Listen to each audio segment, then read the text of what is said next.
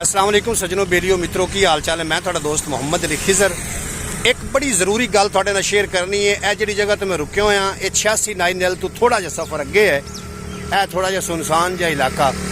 अज तो 2 दिन पहले गालबन 4 तरीक वाले दिन मेरा भतीजा आ रहा अपना ड्यूटी करके आ रहा साहिवाल तो जो जनाब वो इस जगह पर पहुंचे ना तो उसकी मोटरसाइकिल का पेट्रोल खत्म हो गया। वो मोटरसाइकिल का पेट्रोल जोड़ा वो मोटरसाइकिल मुधावन लग पाया। जो मुधावन लग पाया गालबन 7 का टाइम है शाम का, तो 2 मोटरसाइकिल वाले बेली आए, एक पुलिस की वर्दी चा ते एक सिविल बंदा।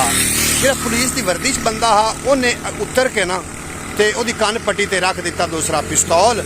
ओदे कोल मोबाइल, कुछ नगदी, शनाख्ती कार्ड, ATM कार्ड ये वगैरह उनके कोल लै लिया ते इत्थों चले गए। ऐ वो जगह है फैक्ट्री तो थोड़ा जिहा पिछे जिहड़ा कि इत्थे मसीहां दा कब्रस्तान है उनके बिल्कुल नाल। ये सुनसान जहा इलाका है और कुछ लोग किमें वारदात करते हैं वो भी तुहानूं समझाइने तुसीं वीडियो। ये नाज़रीन वारदात हुई है पिछले दिनों इनकी असीं रपट भी दर्ज करवा दी है और उम्मीद है कि इंशाअल्लाह ताला जिहड़े चोर ने वो बड़े जल्द जिहड़े ने वो पकड़े जा सन।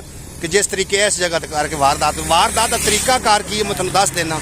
कोई चीज़ रोड के उत्ते इस तरीके की मोबाइल वगैरह तुहानूं रोड के उत्ते मिल जाए पिया होया डिग्गा पिया तो तुसीं उहनूं रोक के चावण की नहीं कोशिश करनी, या बटूआ तुहानूं मिल जाए बटूआ सटते हैं तो उत्थे आके जो मोटरसाइकिल वाला ब्रेक लेंदा है ना उस टाइम वो अपना काम पा देंगे।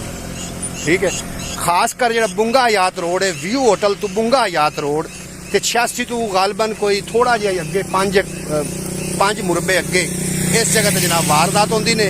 इत्थे काफ़ी सारिया वारदात हो चुकी और शाम 6 तो 7 के दरम्यान जोड़े लोग मेरी वीडियो देखते पे वीडियो में शेयर भी करो ताकि बाकी के जोड़े लोग ने वो भी इस वारदात को बच सकन। है तो इतने पुलिस का नाका भी होंगे लेकिन पुलिस के नाके लगन तो पहले वारदात हो जाती है, पुलिस का नाका बाद होता है।